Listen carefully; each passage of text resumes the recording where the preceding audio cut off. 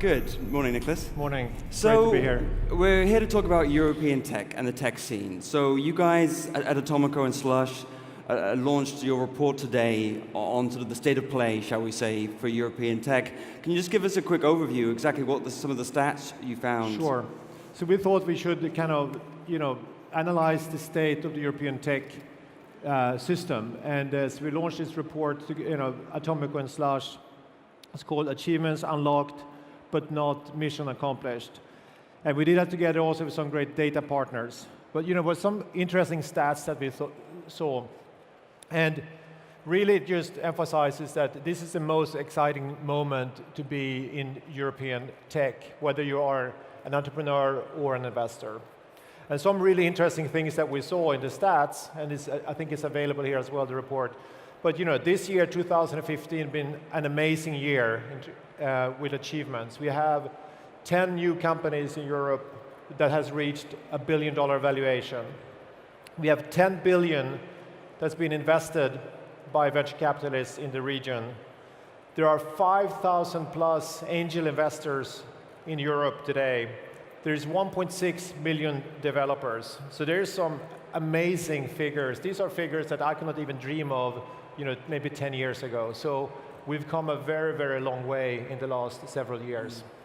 Now you just have to look at this conference and how much it's grown to see how much the tech scene here in Europe has expanded in recent years. What is the biggest change that you've seen? Go back to your Skype days to where we are now. That's obviously more than a decade. What is the biggest change that you've seen? Yeah, I mean, the few of you who were at the first Slush, there were just a handful of people. And I think, looking at what's happening today is a good representation of what's going on. These tech ecosystems are now really been maturing. You have places like Stockholm, London, Berlin, which have become very, very strong hubs.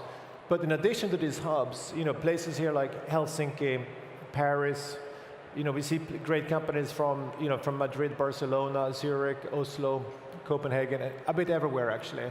But what's happening now is that you have several successful founders who are going out and reinvesting in the ecosystem, reinvesting in startups. You have people who work for some of these successful companies who learn a lot, and they go out and start companies. And so you have just more and more experience. And then you also have a lot of talent coming from the universities. So today, students, graduates, if you're in like business school or engineering students, are really considering becoming an entrepreneur or working for one of these tech companies as a viable career instead of something like boring as investment banking or management consulting. Sure. So the idea being that sort of it passes the mom and dad test, right? It's no longer unacceptable to be an entrepreneur. Yes. You can go off and do it yourself. When back in just after 2000 and 2001, 2002, when I started my companies, people were really discouraging you to become an entrepreneur. It's like, really? Are you gonna? It's like, is that going to work? It's like. And it wasn't, there was kind of, your parents probably got really nervous if you want to become an entrepreneur. It's like, really going to leave your job? What about your pension and job security? That's all changed. Today, it's very much acceptable in Europe to be a tech entrepreneur or to work for an entrepreneurial company. Mm.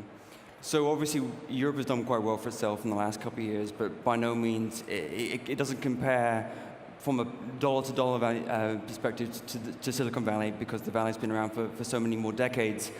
So we need to look at what's going forward. What are the new challenges? And you must get this too, but when I travel around, I always often find that the connection between a Helsinki and a London or Berlin are somewhat limited. So can you walk me through exactly, when it comes to building a broader European scene, what needs to get done on combining what's going on here in Helsinki to elsewhere? Yeah, so it's a very, very different thing going on in Europe compared to US, where everything is very centralized around, Silicon Valley, and then yes, you have, New York and LA and Boston, but we have very much a distributed system of hubs, and they all have their own characteristics.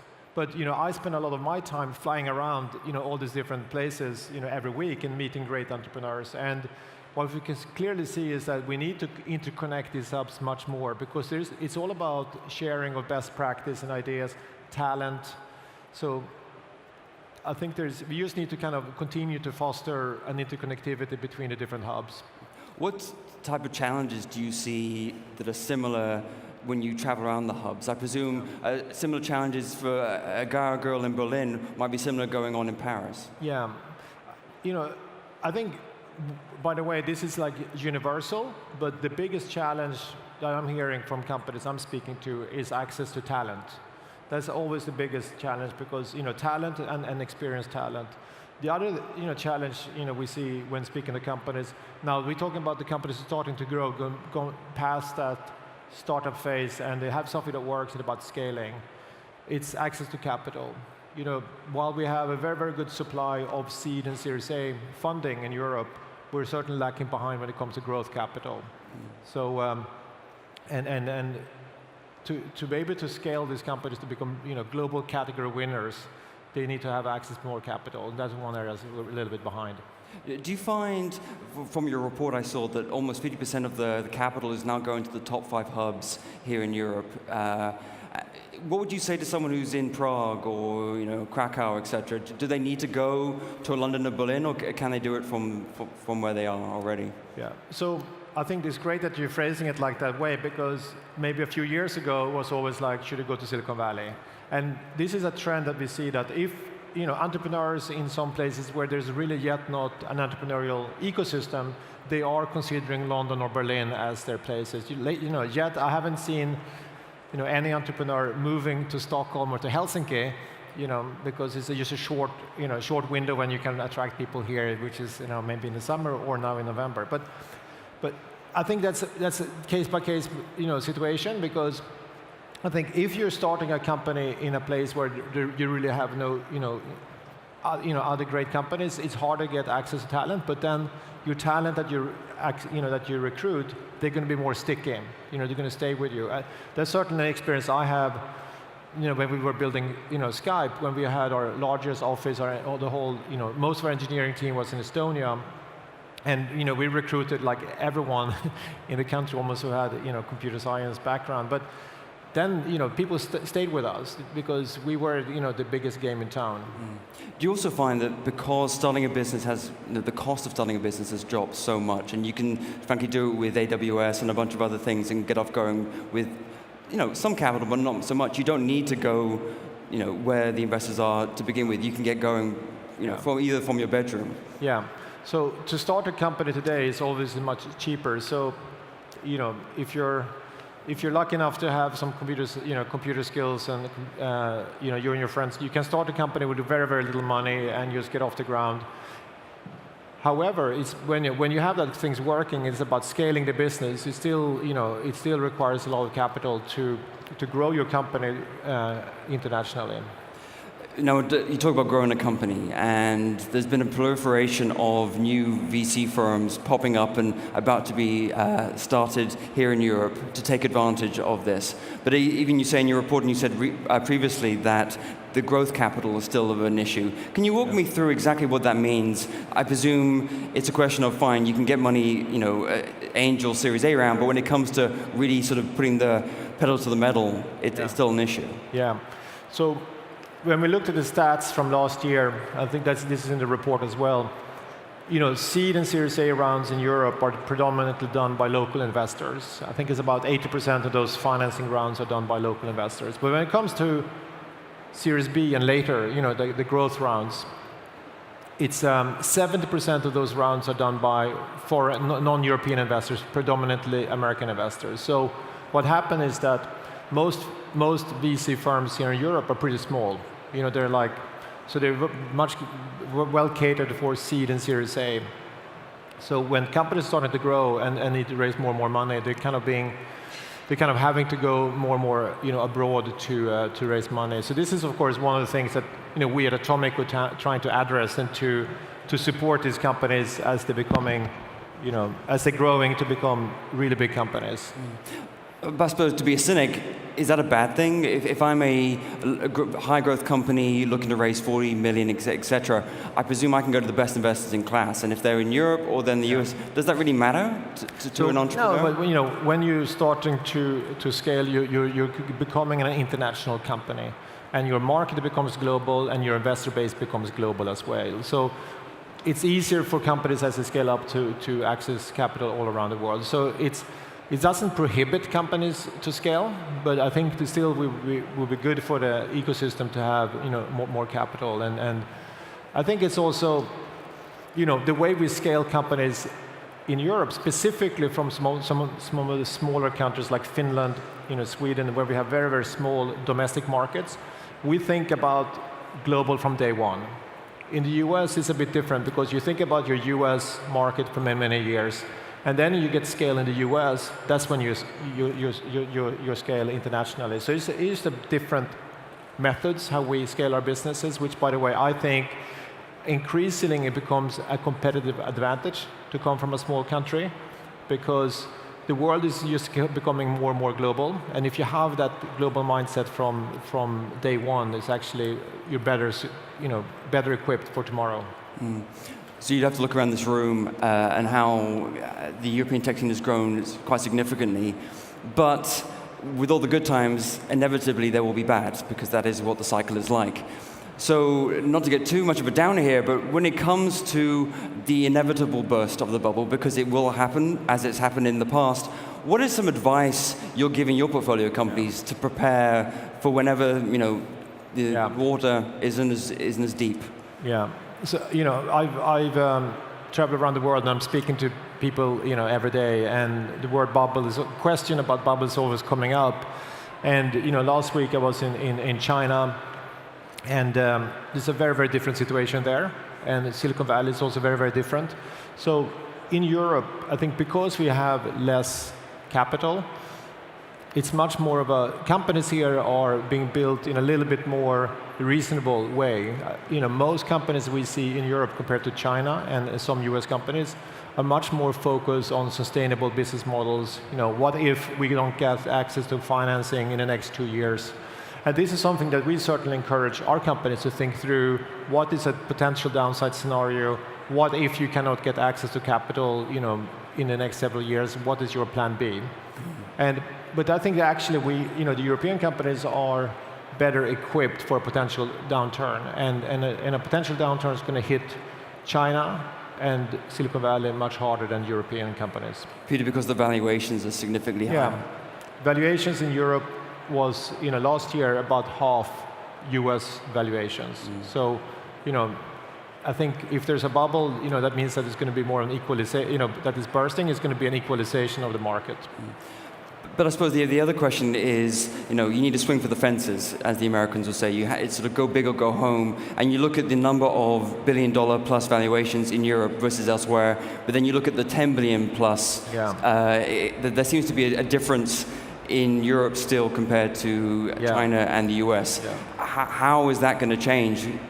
So this is a matter of time. I'm convinced that the next 10 years, when we sit here on this stage or another stage, we will talk about several companies here in Europe that has reached double-digit billion-dollar valuations, that are employing thousands of people, companies that have been rolling up other companies.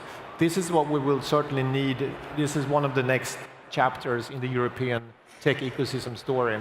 But this is a matter of time. We really came from nothing in 2002 after the dot-com crash. But Silicon Valley has existed for 50 years, and they've been building this over time. So I think we're in a very, very good way. But just as you said in the name of our report, this is far from mission accomplished. We still have a long way to go. I think we are at the beginning of something fantastic. We just need to keep working at it. And one thing I certainly try to do is also to encourage founders to stay on with their businesses, not to look for that quick exit, but just like, what? If you have the potential to build a world-class company, a category winner, you should just stick with it. There's no reason you should not think about exit. You should think about building a fantastic business that has sustainable competitive advantages that can outcompete anyone else. And that's how we get there eventually. So the question I then ask is, how do we get there? We were talking backstage about King and then their recent exit to Activision Blizzard, and obviously that's a good deal for them, etc. But they're also, that is another European company being taken over by an international company. So how do we get from the point where we are now to where, as you mentioned before, European companies are not only growing to $10 billion plus, but also looking to do their own M&A here in Europe or elsewhere? Yeah. I think we get there by patience, and it takes time to scale business into becoming really, really big ones, and again, encouraging founders and investors to stay with the companies and not just to sell too quickly. And also, it's about building confidence and role models. Just as the last 5 years have been accomplished by there's a few breakout companies that create role models, and the ambition level is increasing. And I think now there's a few founders who are determined to build their companies to become even bigger. And you see they just say, you know what, I'm going to continue to build my company for the long term. I'm not even thinking about exits. So if we the ecosystem around these companies can support them in that, then I think we're in a good way. If you were to start a company now, if this was Skype 2.0, whatever we want to call it, what is the what is the advice you would give yourself? What do you think an entrepreneur, maybe people here who are pitching, need to really think about when they want to grow? Yeah. First of all, I would say wow, this is I'm very lucky to be living in this time to be able to start a company now.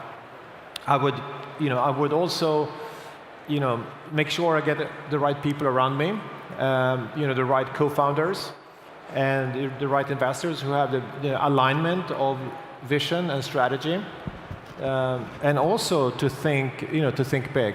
There's no reason why you shouldn't. And I would certainly set my company up for becoming an international or global company. And I'll be, of course, very, very focused on creating the best product with the best team. And I think from that, things will follow. Mm-hmm.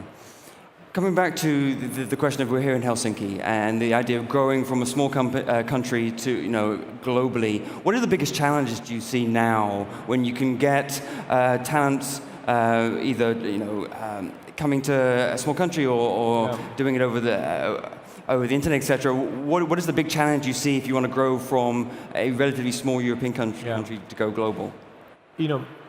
One thing that's interesting in our report is showing that a lot of founders of the successful companies are serial entrepreneurs, but it doesn't mean that they've created big global success stories. I think many serial entrepreneurs were like myself. They maybe had a few companies that kind of failed, and they gave them a lot of experience, and then they have eventually this breakout company.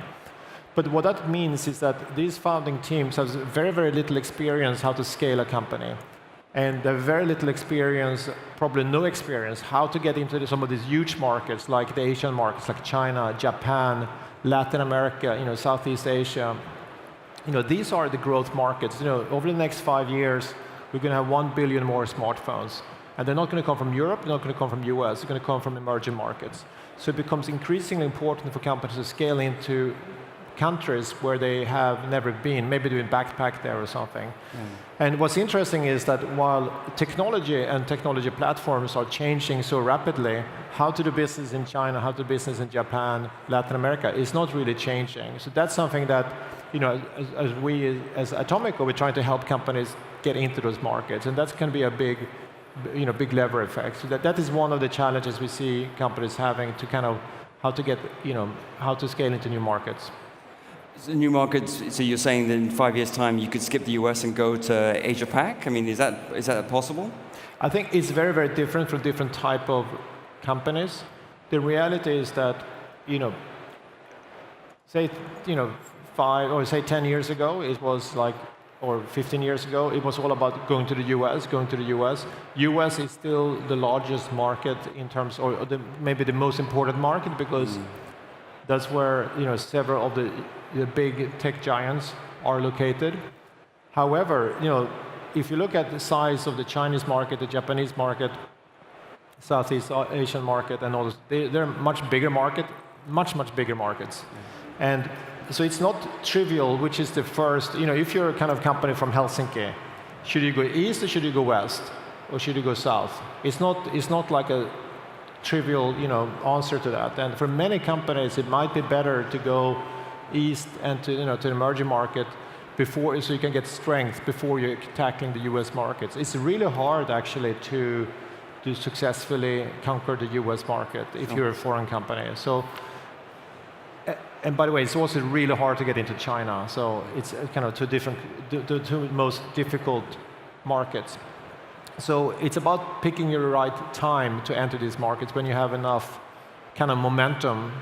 If you go to these countries too early, it will kill you. Great. Well, I think with that uplifting note, we'll call it a day. Thank you so much, Niklas. Thank you. Cheers. Cheers.